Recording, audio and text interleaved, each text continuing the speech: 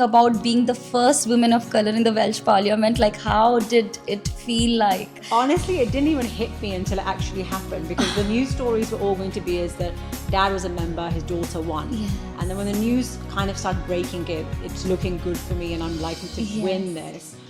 Because the only person who's won the seat previously was dad, the second seat that is. Right. So it was a kind of a pride-filled moment that, you know, she's done it, she's achieved it, she's going to pull this out of the bag somehow with a miracle and a prayer. But when it came through and the journalists kept coming, they're like, oh, we're going to put a story out saying, you know, as your dad, you know, his daughter, you're following on the legacy. I was like, hang on a second. You do understand, yes, he's my dad, I love him, he's very dear to me, but you do understand that I am the first woman of colour.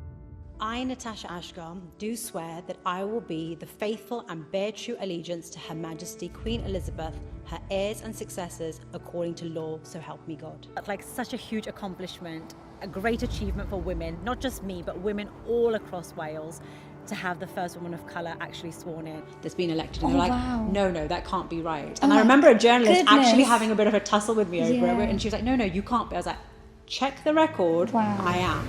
And then that became the headline. So it was the first time in my life I've actually had to feed a headline to a journalist. I would never imagine that you were the one like literally saying, do you know this is what actually is happening? And then they did. And to be fair, once they realized that was the headline, that was a real turning point. And that is such a great achievement. Clearly, like regardless, like your father was there, but again, like, you know, achieving that kind of a legacy and be able to take it forward, it's not an easy task. It comes with an added pressure, added responsibility, and just a tag of being a daughter of already a member of the parliament doesn't help you, I guess, in some ways. Like, you know, they are already born with a silver spoon, or they've already got a backup, but then you've proved yourself, you are worthy enough for that seat. So it's a great achievement.